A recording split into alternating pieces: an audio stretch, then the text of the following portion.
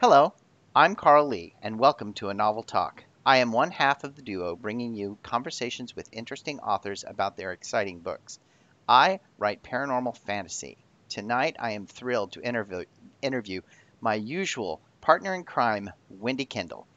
Since she will be busy fielding questions, we are fortunate to have Catherine Brown filling in for Wendy. Catherine? Thanks, Carl. I am so happy to be a part of a novel talk and even more excited to interview Wendy. I write award winning flash fiction and short stories, and I'm working on a YA fantasy novel. Shall we get started, Carl? Thanks, Catherine. Wendy Kendall, author, editor, speaker, teacher, podcaster, and friend. Uh, Wendy writes cozy mystery thrillers for adults and middle grade readers. Her new novel, Cat Out of the Bag, released April 13th, is set in the most mysterious location possible at Purse Museum. Uh, she she was co-host of the Kendall and Cooper Mystery Podcast and is usually the better half of the duo bringing you a novel talk. Wendy? Well, thank you for the nice introduction, Carl. I'm blushing. And Podner, together we are the dynamic duo. Hello, Catherine. How wonderful to have you guest hosting. And to our listeners, thank you so much for tuning in. Are you ready to talk mystery?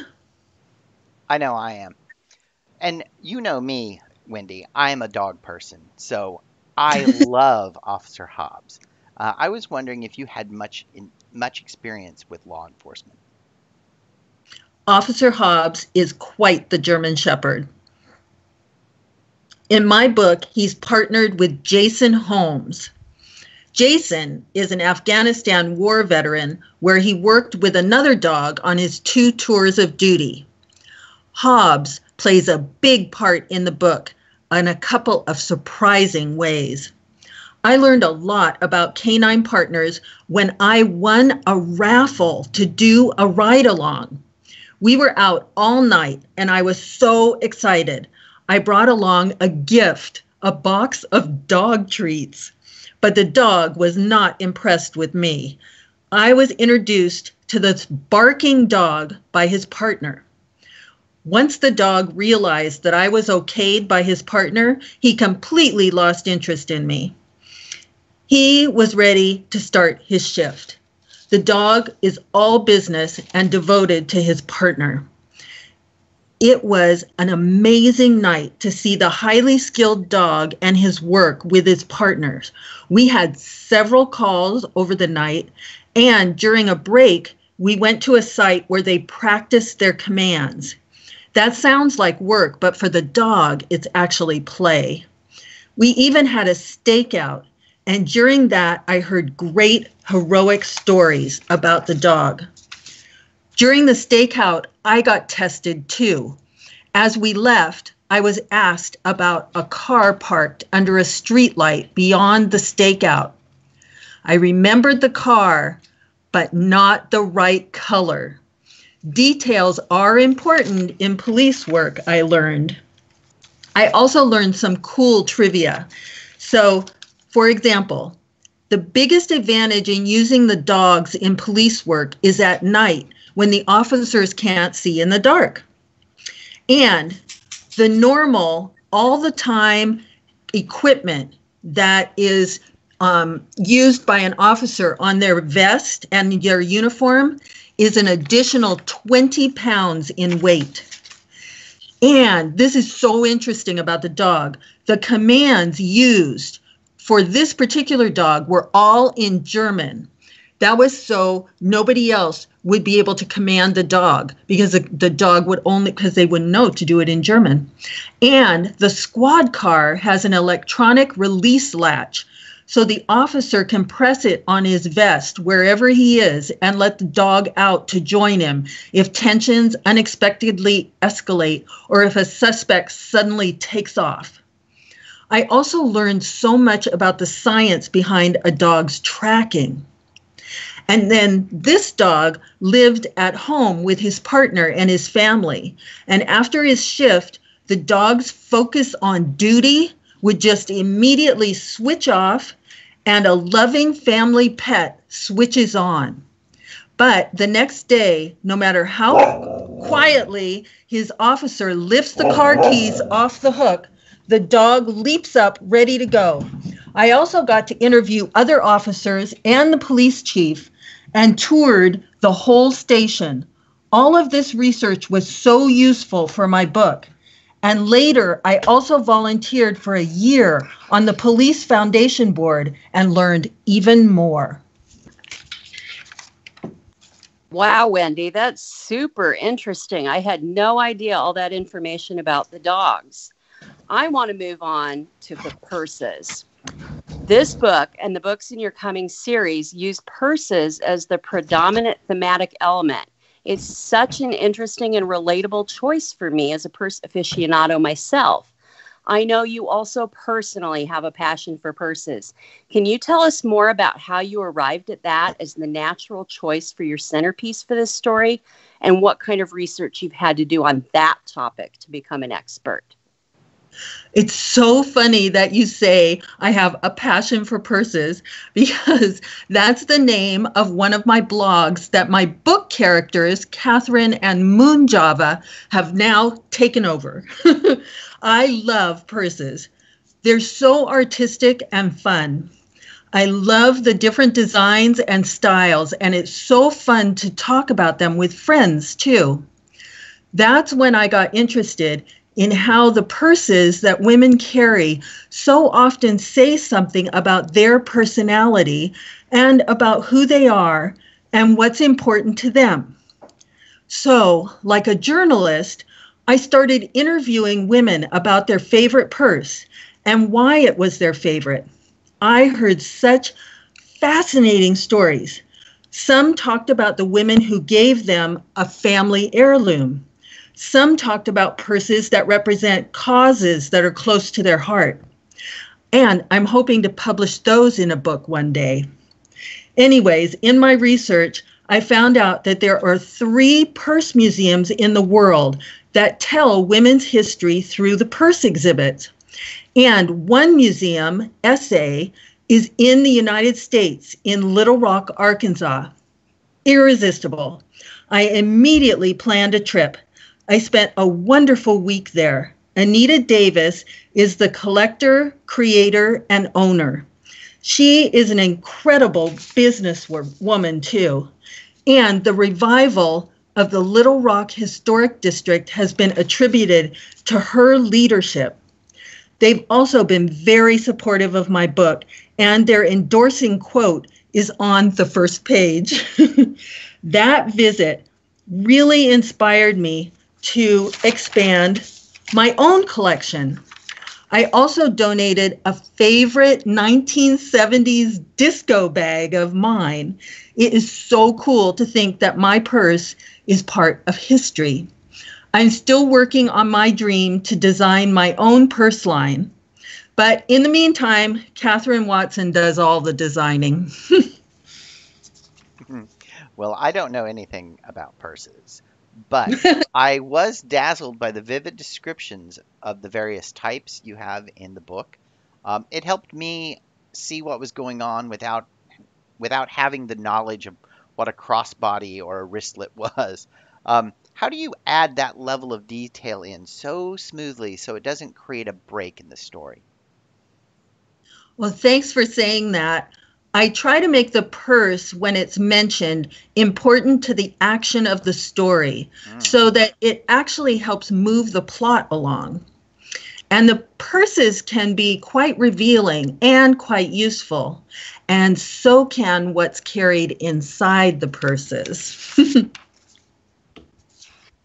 Wendy, one of the things that I really enjoyed about Cat Out of the Bag was your use of strong female characters. Your main character, Catherine, is a self-made entrepreneurial woman who's the CEO of a large internationally known company.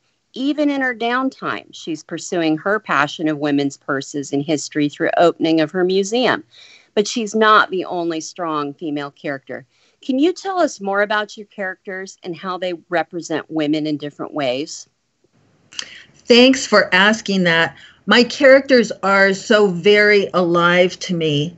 Let me highlight just a couple of them. Moon Java is Catherine Watson's mother and also the museum historian, as well as a hippie flower child devotee. She has a daily meditation Catherine rarely has time for, but they can be quite insightful. Her flower child lifestyle is an interesting contrast to her daughter's lifestyle. As I said, the pair of them have taken over my blog, A Passion for Purses, where they talk history and purses and events and often interview interesting women. Amber is the energetic young college student who manages the museum gift shop. She's actually not big on purses. She mainly carries a wristlet, but she's fabulous on marketing displays and has an instinct for business. In the book, Amber makes a surprise discovery in a vintage purse when she's going through some donations to the museum. And this sets Amber and her boyfriend Michael off on an investigation of their own about a fascinating cold case from Seattle in the 1920s. Really, Bayside is populated with many interesting characters, men and women. I just enjoy the imagined community so much. And I've written a prequel that has been contracted, and now I'm working on final edits and working with the artist for the cover. In the prequel, which is a novella, you'll meet and get to know more Bayside people, including the mayor, Brenda Durling. This is before, of course, Brenda was killed at the museum gala, because before that, she had a mystery adventure with Catherine that's in this novella. And I'm writing the sequel now, which has the returning characters and new friends who are challenged by a new mystery. I love your characters. They are great. But one of my favorites is Catherine's grandmother, Pam. She's a feisty bundle of courage and energy. Besides vanilla cream cookies, what gives her this joy for life? Well, Pam is the matriarch, a very patient and opinionated lady. She loves her family and she loves people in general. She's very social with her clique of friends who are known as the Ladies of the Round Table because they meet for early dinner one night a week at Al's Cafe, where he reserves this big round table in the middle of the room for them, as Catherine says, so that they see all coming and going and they're poised for reaction. Their deliberations are varied and their opinions are vehement. Pam's friends are very dear to her. Pam enjoys the town gossip and the people, and so many of them she's actually watched grow up. She's very interested in life around her. In the book, she takes up bird watching with the Bayside birders, and that leads to an unexpected twist. Ooh. So, Wendy, we already talked about your cop, Jason Holmes, and his partner, the German Shepherd Hobbs, as prominent characters in your mystery. And I love both of them. One thing I particularly enjoyed was the hint of romance between Jason and Catherine. Can you tell us more about why you chose Jason as the potential love interest? And can you reveal any hints at all as to whether that might continue in the sequel? Well, yes, this is a mystery, but as emotions run high and people are working intensely toward a mutual goal, romance does unexpectedly flourish. And I know that this is going to sound crazy, but as you're writing, a character really does take on a life. And that character doesn't always follow direction. So I never picked Jason as a romantic man for Catherine. Catherine Watson is the one who created a love interest with Jason Holmes. I fought her about this, but Catherine is very impulsive. They both have some rough edges, and they do get off to a rocky start, yet there's like a romantic pull toward each other. And so hints of the future. In the sequel, they're still drawn to each other, but there are also other characters that they meet, increasing the tension. And in the sequel, Jason confronts some unexpected demons of his own that may draw Catherine closer to him or push her away. On the other hand, there is also first love in this mystery book. College student Amber and her boyfriend Michael seem so very devoted to each other. She adores him. And the 1920s cold case that they take on together is incredibly romantic. If only they can stay away from the danger of it. Speaking of Amber and Michael, they do have a very cute romance between each other. And she seems to be becoming quite the junior cat, finding clues in the old purse, like you mentioned. How does her mystery tie back to Brenda's murder? But please, no spoilers. Well, when Amber and Michael find the clue in the vintage, not old purse, Carl, they never even tell Catherine about it. They are swept up in this romantic pursuit. Solving a cold case is so different than an ongoing police investigation. Michael and Amber have to pursue somewhat questionable methods of finding clues.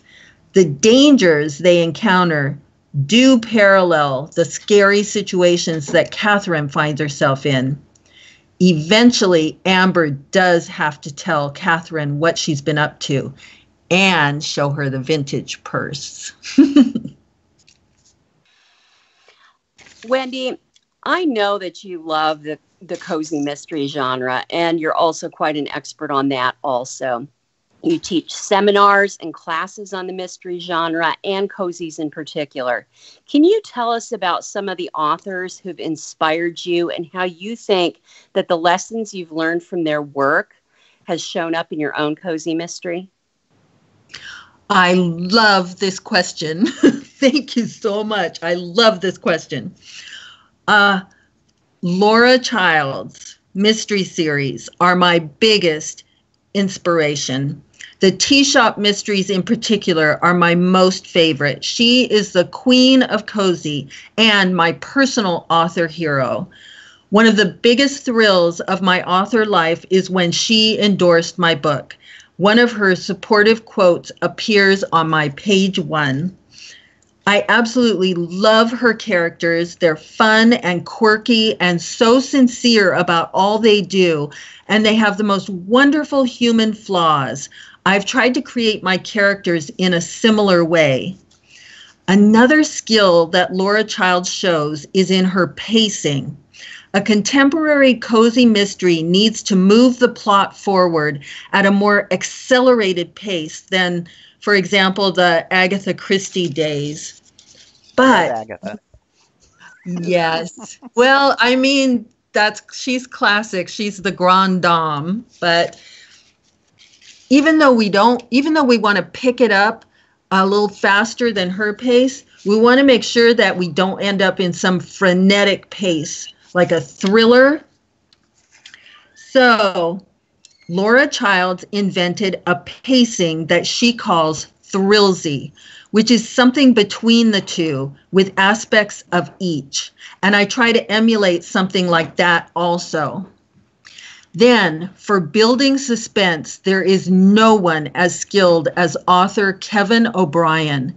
He is a real 21st century Alfred Hitchcock. His series of books make the everyday suspenseful.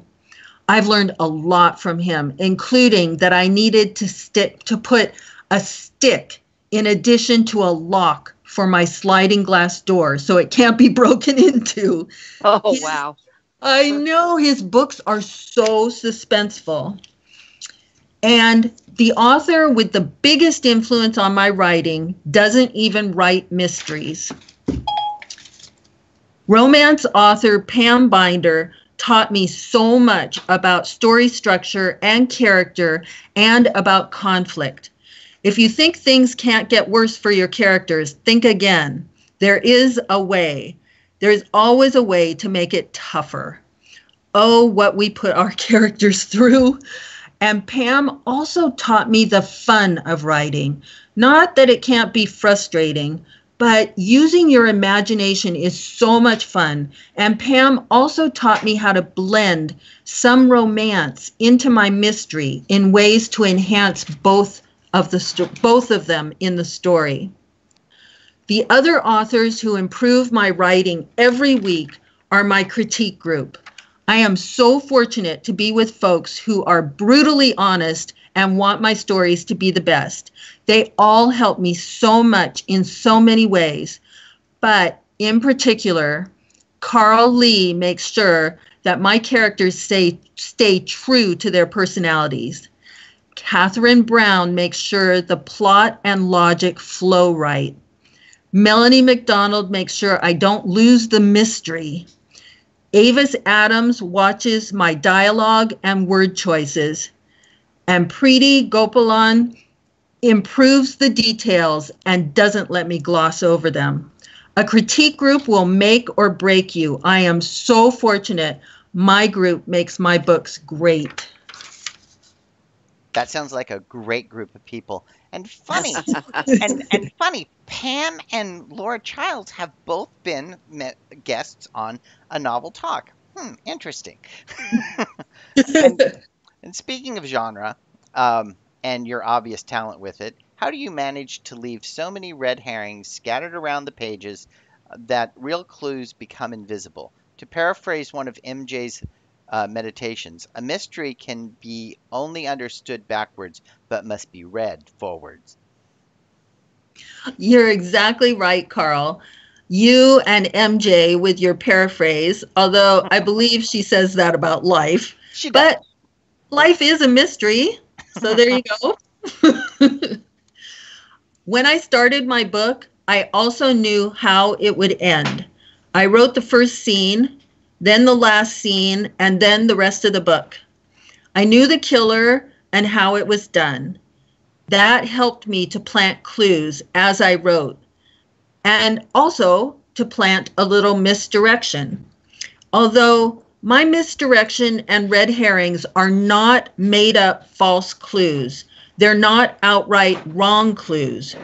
Red herrings can be misinterpretations by characters or the importance that characters give to clues, not realizing that their perspective is off. That's very human to have happen. Even skilled investigators and police in real life can follow a lead just to find it's a dead end.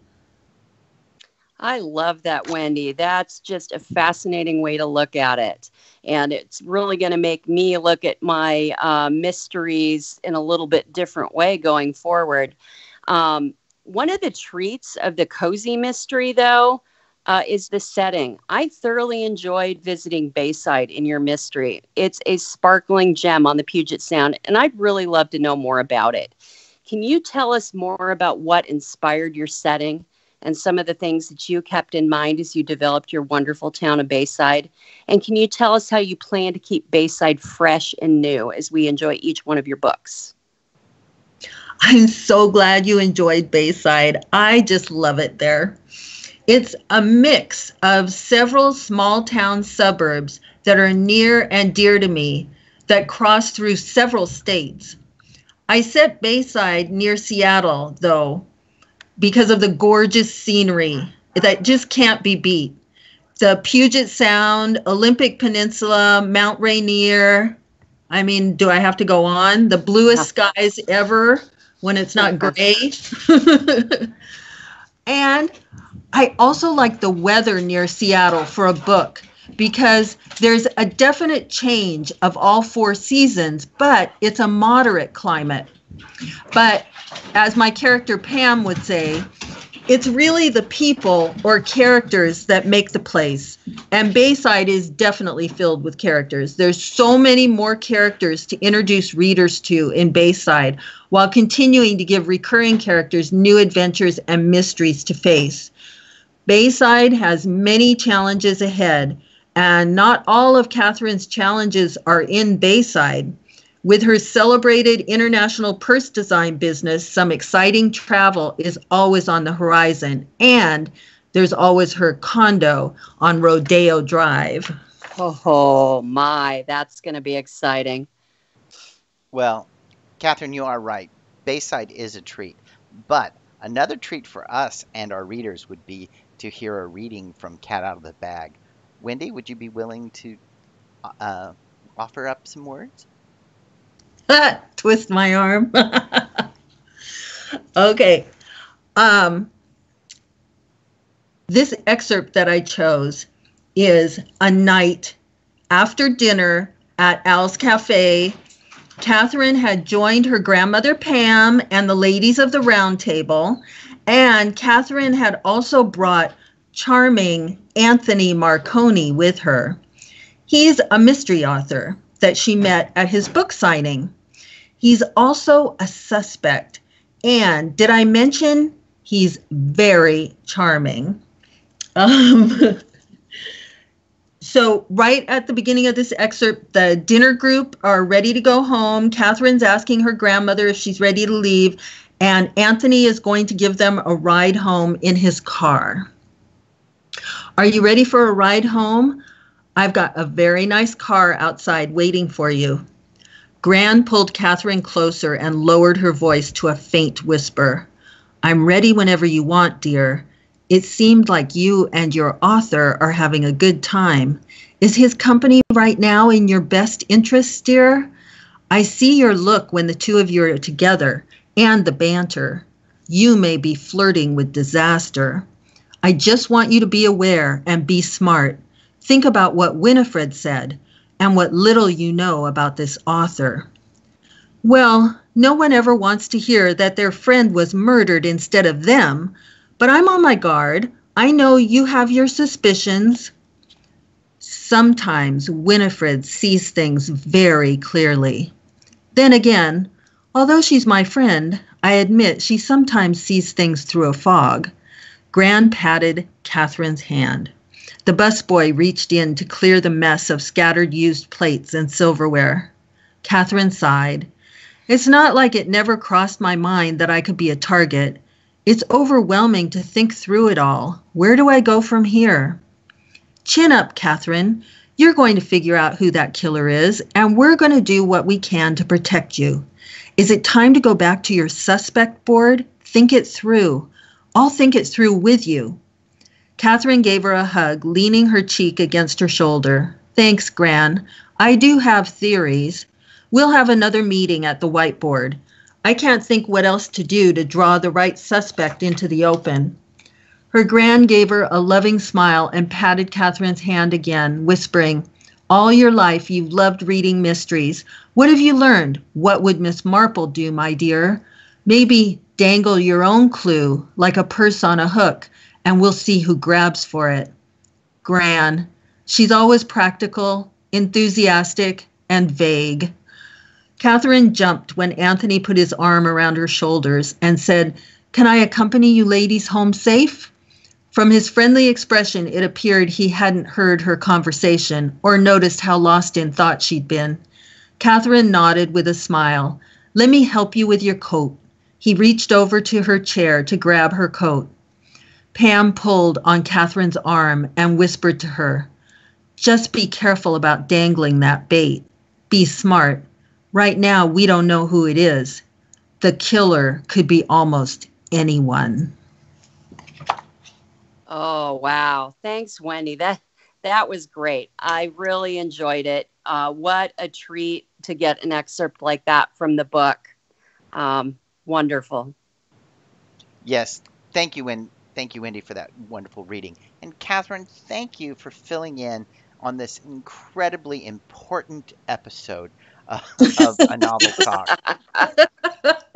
Thank you guys both so much. It was really fun to be a guest. I had no idea how much fun our guests have. And now you do. And Wendy, thanks again for joining us on the other side of A Novel Talk. I urge the listeners to go online and pick up their own copy of Cat Out of the Bag by Wendy Kendall. If you want to learn more about this busy, fascinating lady, you can read all about it in uh, you can read all at www.wendywrites.org. That's WENDYWRITES.org. Thank you for listening, and don't forget to subscribe so you don't miss a single episode. Remember, a novel read leads to a novel talk.